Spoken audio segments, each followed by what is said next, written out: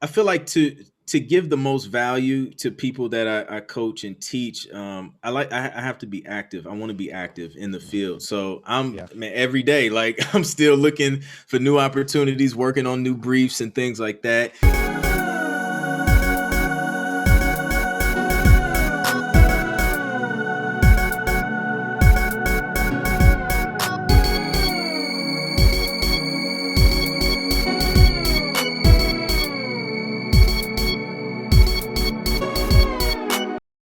Yeah, absolutely. So my name is Anthony Clint Jr. Most people just call me Clint. Pretty much, I've been a musician most of my life, starting around age 5. Growing up in church, being a musician in church, and just always had a passion for music, whether it was drums, keyboards, and then later on, picking up the bass. So that was my foundation. I guess fast forward into college is where a lot of my development happened, especially as far as like playing keys. I played for the African American Voices Gospel Choir there at Ohio State. So there, I've really had to hone in on my craft as far as playing, learning songs, quick turnarounds and things like that. So I soaked in a lot and learned a lot. And then a friend while I was in college was just kind of telling me about sync licensing and getting TV placements. At the time, he had a music licensing deal with a publisher, and so I would help him kind of play keys on some of his tracks and things like that. And yeah, it just kind of went from there. I never really like dug deep into it when he told me about it. I would just kind of help him out, and then he would do his thing. But some few years later, I kind of revisited the idea, and I was just like, "Yo, like let me look into this and see what it's about." And just started doing research and learning. Still didn't take immediate action yet, until I'll fast forward to about 2012, 13. I was in a publishing deal after I moved to Atlanta, and that particular publisher had landed a TV placement for me on the NFL Network, and that kind of spiraled everything else. And I was just like, "Yo, this is kind of cool." I ended up making, around like $500 to $600 in royalties from that one placement. So I was just like, "Yo, like I think I want to focus on this," because at the same time, like I was grinding, just trying to get to the major artists, and I've produced for some major artists, but the amount of time and work that I was putting in, and it just wasn't adding up to me, and it wasn't. I don't know. It just wasn't. I couldn't get into a rhythm. You know what I mean? So I was just like, "Yo, I want to see if I can get 10 TV placements in a year," and just kind of created this challenge for myself, right? So I started documenting everything I was doing on this journey. How often I would submit. How many companies I would reach out to, researching companies who needed music, and that kind of started everything and kind of led me to where I am now. And I think last year I did like over 100 TV placements, and yeah, man, just I haven't stopped since, and it's been a real cool journey, man. So now I'm just giving back and teaching other people, man, how to create another additional stream of revenue with their music. Yeah, absolutely. So yeah, on my website, clintproductions.com, or you can go to offer.clintproductions.com. There's a free 6-step guide. And what those 6 steps are, they're actionable steps. And it literally, like people think it's really, really complicated, but these are the steps that I took and just continued to repeat and replicate over and over and over again, to start getting TV placements. So, one of the most important things is making sure you're registered with, ASCAP, BMI, CSAC, and those are the companies. They're performance rights organizations. So those are the companies that are going to collect those back end royalties for you once you start getting TV placements. Anytime you're moving forward and you're submitting music, and a publisher decides that they want to use your music, they're going to ask you for that information, because they're going to register those tracks on your behalf as the publisher. So you want to make sure that's in order. You want to create, I'll say, kind of like a demo playlist, 5 to 10 tracks of your strongest tracks, strongest genres, and that's going to kind of be what you're going to submit to them when they give you permission to submit. And what that does is pretty much gives them an idea of, your skill level. They may not sign those tracks per se, and then some they may want to. But what this really is just to give them an idea of your level of production.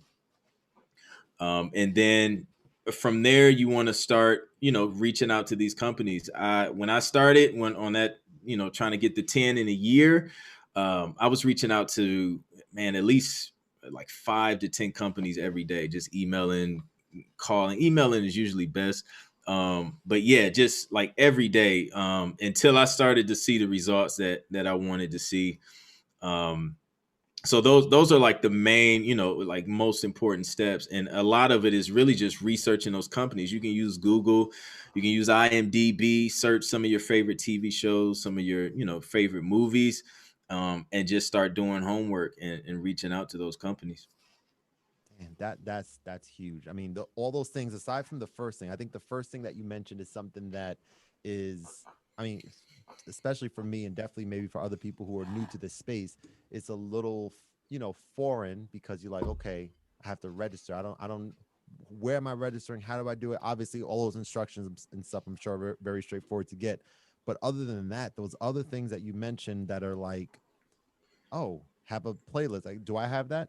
No, I don't. I don't have. I haven't identified 5 to 10. Like, what are my 5 or 10 best or most wide ranging, sample size to say, okay, that's something I've thought about doing for a while now, and having those even on my website. I thought about, Hmm. um, because I have like 6 tracks on there that you can just click and listen to a demo of.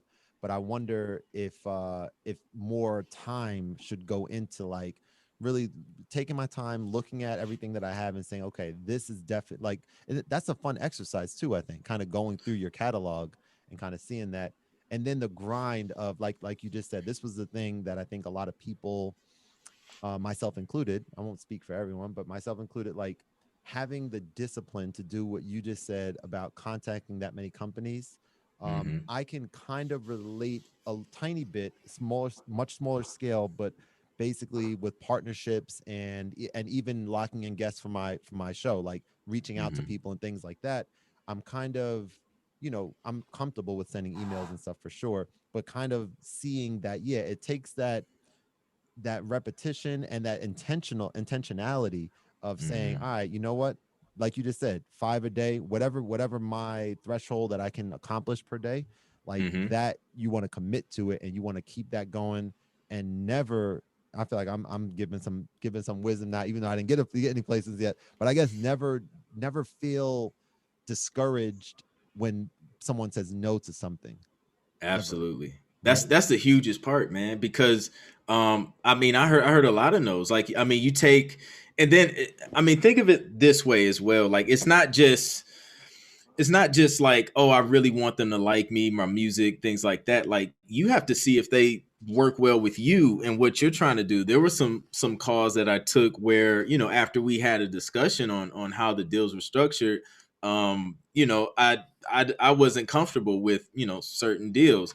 So it was just like, sometimes you're the one saying no, but never be afraid to hear no. I heard a lot of no's starting out. You'll hear no's. It's just a part of life, but don't let it discourage you. And then the music licensing, sometimes no doesn't even mean that your music isn't good enough. It just means it's not what they need at the moment.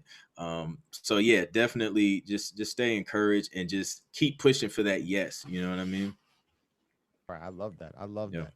Now, I've heard about some different, I guess, like places or subscriptions where you pay like a few bucks a month and Mhm. you're like added to this group of like whenever company X needs this song by this date, like this group, because you're like a paying customer, like you'll get notice of it and then you'll be able to like send a track submission or something like that. I don't know the Mhm. exact name for that, but are you familiar with those, and is that something like worth looking into as well? So I've used a couple of them in the past, and there's some legit ones out there, absolutely. And I feel like if you are going to go that route, I can't tell you what to do, but if you are going to go that route, take advantage of everything that they may offer. As far as, some of them may bundle like a conference or something like that. Take advantage of that, because honestly, like, a lot of relationships can be built in that alone. um and then there's some, where you kind of pay per submission. That can get Mm-hmm. expensive over time, and I kind of give people this cheat code, and these companies may not like me for it, but I always say, if you see a particular company listed with, a third party that's charging a fee, a lot of times they'll list the company name. Just go on Google and try and find the company site directly. A lot of times they have like a submission page right on their website. Sometimes they just use those third party companies to kind of filter out non-serious people, maybe make some extra money. But try and see if you can get in touch with them, directly. I always encourage people to try and get as direct, to the source as possible, because when it comes down to like sync licensing, there can be a lot of middlemen, and music, and what's good, what's not good is subjective, right? So Mm-hmm. say you send your music to, a third party company that you have to submit to first before they send to the actual music supervisor. They may say no to a track that a supervisor may actually say yes to, Mm-hmm. just because they have difference in, in taste. So yeah, I always like to try and get as close as possible, but I know people who have success too, going through third party companies. So, Right. just do your due diligence, make sure everybody's legit, and kind of, go from there. Yeah, absolutely. I feel like to give the most value to people that I coach and teach. I have to be active. I want to be active Yeah. in the field. So man, every day, like, I'm still looking for new opportunities, working on new briefs and things like that, and trying to just build my catalog up at the same time. Like, this is a journey that we're on together. I mean, I may be teaching and kind of have some experience that others may not, but we're all growing. I don't know everything, so every day is a learning process, and every time I learn something, that's when I pass it down and share it with someone else. That's dope. So do you do, in addition to your content, do you have other services available for yourself? Mentee services, conferences, coaching, that type of thing? Yeah, so I do one-on-one consultations, which can be booked through my website, clintproductions.com. Mm-hmm. I was last year. I had a virtual tour, the Road to 10 Placements virtual tour. So I did that. Had a session. It was like a 3-hour session every month. So that's something that's probably going to start back up this year. It's got a lot of great feedback.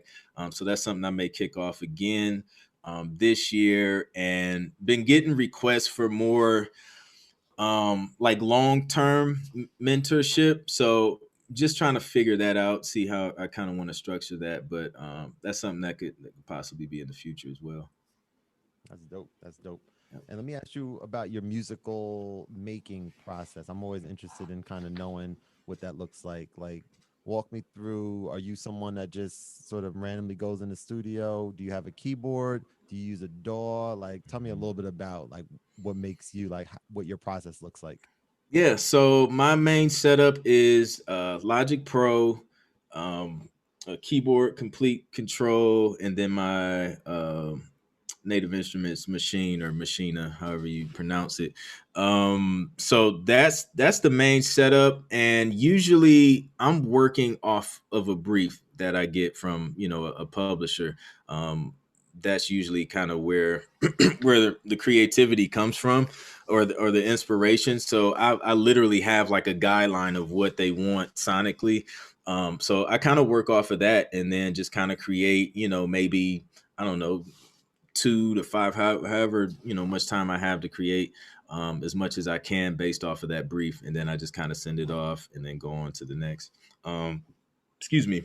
But yeah, I usually start off with keys, some type of chord progression, and then maybe add some more instrumentation.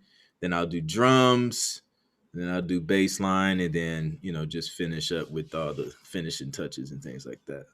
I love that. That's such a different it's such a, and I want to hear about this a little bit. It's such a different world than what my process is right now, because I don't have those the briefs that you mentioned just now yet, right? Hmm. And so like I'm curious to know, when I start working with, artists, or working for making something specific for a specific reason, I'm Hmm. wondering like that, what that process is going to look like for me versus right now, where I can sit over there and just whatever I'm feeling, I'll make, and it's just, and I love it, and it's super dope. So was that Hmm. like an adjustment for you, coming from not having to have those, not confined, but that type of a situation versus the way it used to be? Yeah, so it was it actually it was better for me because I think the challenge for me starting out was I was used to sitting and just creating what I thought was dope, but the the wall that I kept running into trying to get into sync licensing was that my music or what I thought was dope wasn't necessarily what was needed or used a lot in TV and film. So I kind of had to make that adjustment and kind of sit and watch and listen to TV just to see what was being used a lot. And then once I kind of got a grasp of that, um I that's when I started seeing placements and just paying attention to the tempos, like up tempo stuff gets placed a lot. I was used to making like I love ballads and slow like R&B stuff, neo soul stuff, and it just wasn't a whole lot of opportunity for that. So that's when I kind of had to adjust and really pay attention to what was being used a lot, and then it became easier to where now like I rarely have like quote unquote beat block because of just knowing what gets used, working off of those briefs, and I'm able to just kind of have that direction. You know what I mean? When I sit down to create. So those briefs that you mentioned are things that, when someone does reach out to a company and they say, "Yeah, we are interested," or they say, "Yes, we're interested in hearing from you. Send us your 5 to 10, sampler kind of thing," and then they like that enough. At that point, does is a process like, okay, yes, they're committed. They're committed to working with you, and then you produce what it is that you're delivering to them, or do you make that final thing first and then send it to them, and they're like, "Oh, okay, yes, this is exactly what we want." Now we know that, now it's like it's an agreement afterwards. Yeah, so it can happen both ways, right? So you have different companies. Like one type of company will be the company you submit to. They accept it. You sign an agreement. Then they'll let you know, okay, this is what we need. This is what we're looking for. You submit it, and just kind of go from there on a per track basis or whatever. And then you have companies where they're kind of like we call them music libraries or like music production sites or houses or things like that. So what they'll do is some sites you can just create what you want to create and just upload them, type in some keywords, BPMs, and just different metadata. And then what happens is the content creators that use their service, they'll come to their website, type in those keywords, and then your music could pop up in that, the results. So there's a couple different ways that, you can kind of go about it. So yeah, like, I mean, I do a combination of both. Like there's a site called Pond 5. It's pond, the number 5.com, and there you can upload whatever you want. You can upload just a piano track, throw your keywords in there, and then different companies, indie makers or whatever, they'll come and just license it for a fee, and then move on, and you can just continue to just relicense that same thing on that website as much as you want. So it just depends on the approach you want to take. Do a combination of both, focus on one or the other. So it's up to you.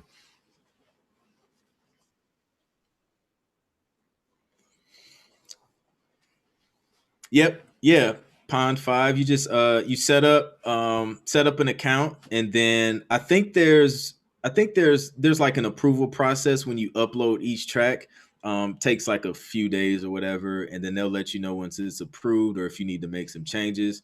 And then it's on there, man, for I mean, for as long as you keep it up there. And then it's non-exclusive. So if if you're working with other non-exclusive companies, then it's cool to have it up there. If you're working with and it's something that we may have to talk about further. But if you're like in an exclusive deal with a licensing company, then you know those exclusive tracks couldn't be on that website. But man, dude, that's a good question, man. Shoot, man, that's a good question. I got a lot of influence. So, Robert Glasper. Um, this concert is gonna be super ADD. Like Robert Glasper, Michael Jackson, um,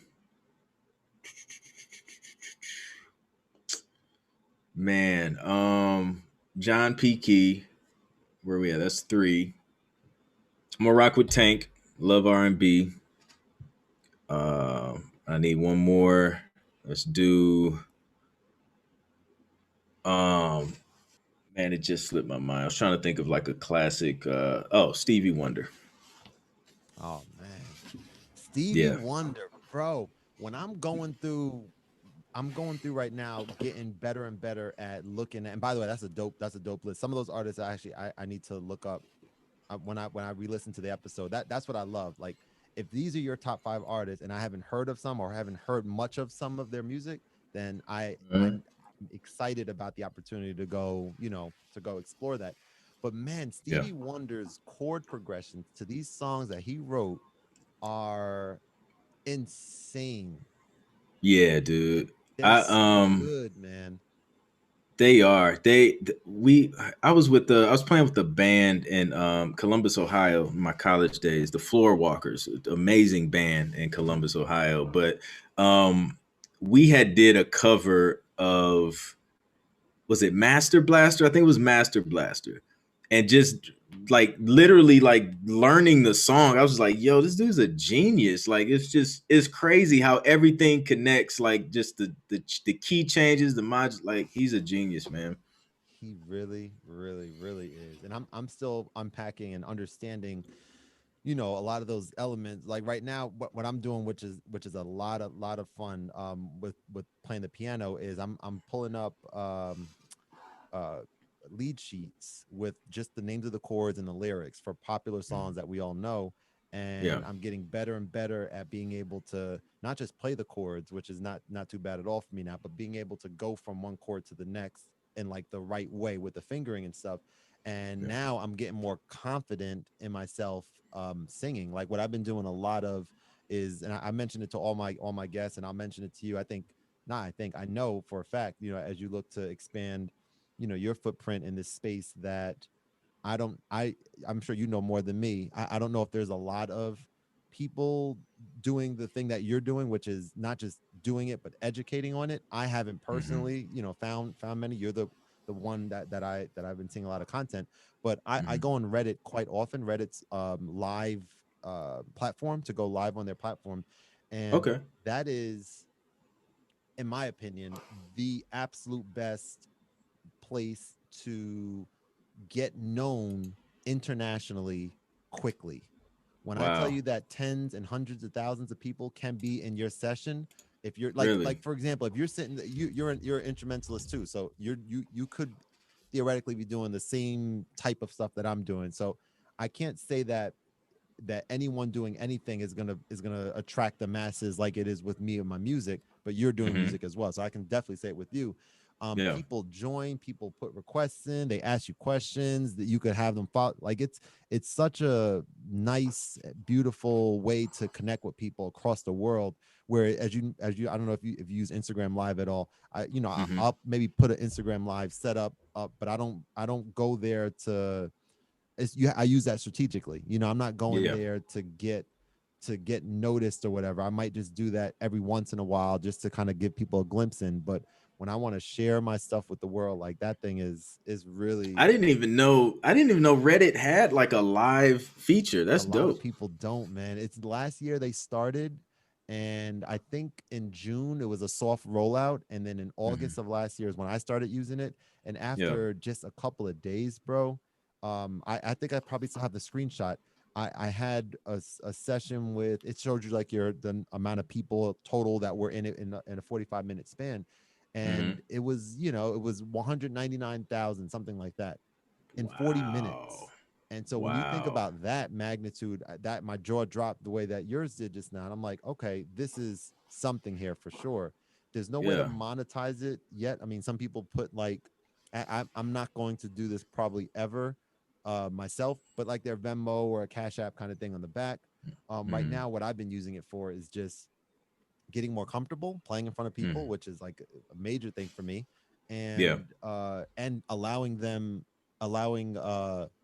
myself to be able to network with them when they follow me on there or give me a award virtual currency thing.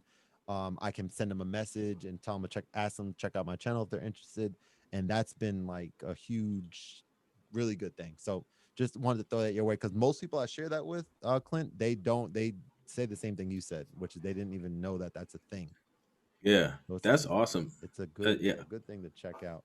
I Yeah. feel I Yeah. feel really empowered right now and excited about having a plan, a nice, three things that you mentioned to kind of make that happen and just start that process is very exciting.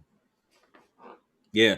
I'll also say too, and this is kind of like a little tip for the playlist thing. I always tell people like make sure it's kind of like streamable and possibly downloadable. And instead of doing like snippets, just have like the full track. Because sometimes when they're listening through, if it's something that they want to sign, sometimes they'll actually be in the middle of a project and like sync it to picture just to see if it works or they'll think it may work. So just make sure you kind of have that versatility for them as well. That's big. So not just what I usually think is like, oh, people's time is so valuable, so let me send just a little snippet. You're saying that if you send it long enough, they could themselves choose to only listen to it for 10 seconds and then go to the next kind of thing themselves and Yeah. make it streamable. To me, that means like having these songs released on Spotify, which is no problem with DistroKid and stuff, and making a playlist to say, hey, this is that what you're saying, kind of? Yeah. Well, it's streamable in the sense that they don't have to download it to play it, so they can play it right from the link that you send them, right? So streamable in that sense. Okay. And then yeah, and then just downloadable, like if there's a way to download it if they needed to as well. Have you placed any music in like any video games or cartoons? Video games. No video games, no cartoons yet. Hmm. Video games. We actually had a road to 10 placement session with my guy Greg Savage, who's he does like sound design and like video game stuff. Um, Hmm. that's kind of his area. But from what he was telling us, like it's a slightly different approach to kind of get in. So yeah, but nothing yet, nothing yet. So with video games, a lot of times the music is kind of going along with sound design, and honestly, from what I've learned is that music is literally like the last thing that they're thinking about during video games. So one Hmm. thing that we learned was to sometimes, like, if you go through the app store and just go through like independent game developers and kind of reach out to them. Sometimes they need Hmm. somebody to do mixing, audio mixing, things like that. And then if you notice they don't have music or they don't have thing or like sound effects or things like that, you can kind of bring up to them like, hey, like, I don't know if you ever thought about this, but this could use this. Or sometimes you kind of have the opportunity to place things yourself, and kind Hmm. of push that subject, and then maybe work something out there. At the same time, that'll help you kind of build up a demo reel. And then another thing you can do is take like a video game clip off YouTube and then strip Hmm. all the audio out and then create your own sound design to it. Put your music to it, create the gunshots, all of that stuff, and that'll kind of it helps you create a demo reel pretty much, because a lot of times when you're approaching video games, they want to see some previous work that you've done. So that's a That's nugget there on the video games. that's as simple as that sounds, Clint. That is profound. I'm thinking of Donkey Kong. Mm-hmm. They have dope musical scores back in the day on Super Mm, Nintendo. I'm thinking of Donkey Kong. I'm thinking of like one song in particular that I made that has that feel to it. And yeah, mm-hmm. like having that song played with no visual, or maybe a visual that's not anything about what I think it's for, but just, something that you could look at that's pleasing or whatever.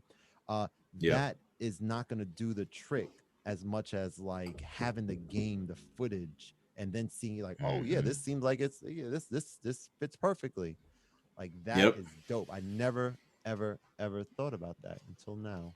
So thank you. Yep. That's dope, man. Yeah, nah, absolutely, man. Shout out to Greg, man. That's he gave us those gems, and yeah, like it blew my mind. I was just like, yo, like, cause we think, oh, we make music and then we just send it to a video game, like we send it to a TV show, and he was just like, nah, bro, like it's kind of different. It's Yeah. kind of different. Okay, man, that's super dope, man. I just want to, before we wrap up, I just want to say, again, like I'm in a place now where like these some of these guests that are coming on. I mean, last week I had like the number one. This is like two different sort of avenues with me: music, Mhm. placing my music, and the other avenue is like my math tutoring business. I'm a math tutor. I have a Okay. business called K-Mats. I do a lot of tutoring. I absolutely love working with children and stuff.